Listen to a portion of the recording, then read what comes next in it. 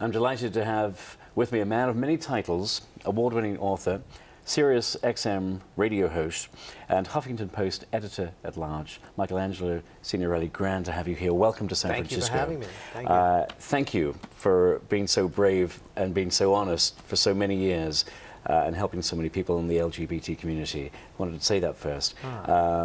You're a fearless guy, and ever more so in your brand new book.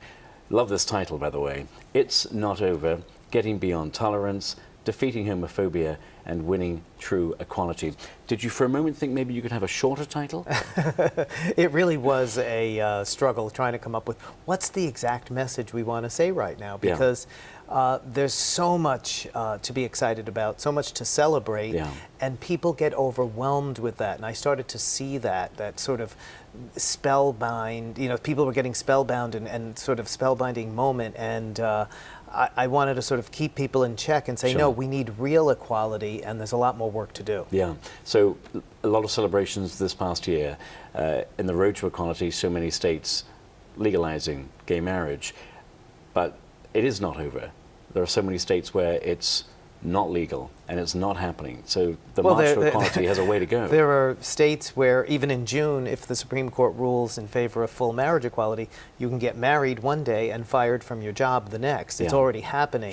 Places like Oklahoma, they don't have any protections in public accommodations. They could be thrown out of shops and businesses and their jobs. So yeah, there's an enormous, and we have no federal laws at all, not included. Most people don't know that or think that, but the Civil Rights Act does not include gay or transgender people.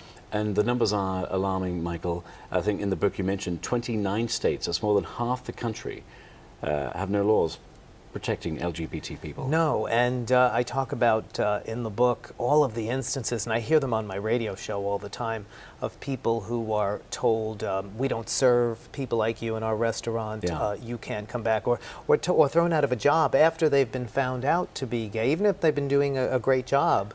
All of a sudden the boss says, I don't like your kind. Yeah, the protecting religious liberties issue has come up a lot, Illinois most recently.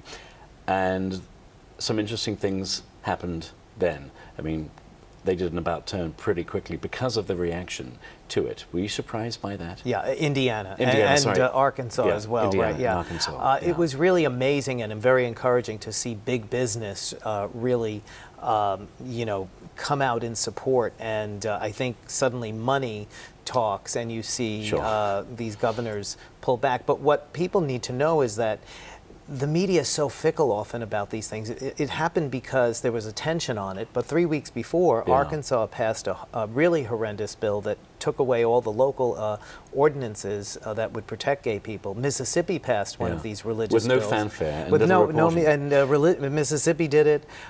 They're moving on to Louisiana. So they keep reworking this message, fine-tuning it. And what's interesting also, what happened with Indiana, corporate America spoke out. Mark Benioff right here, Salesforce, Tim Cook, Apple. I mean, these heavyweights in business being outspoken on this. That was a change. That's something we haven't seen as much of in the past. Yes, and it's great to see even Walmart speaking out in Arkansas.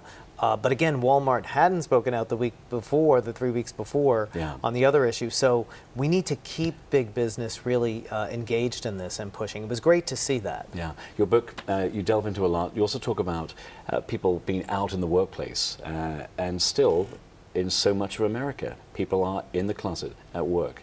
Right here in the Bay Area, where you think people would feel very free, still, people are not out at work.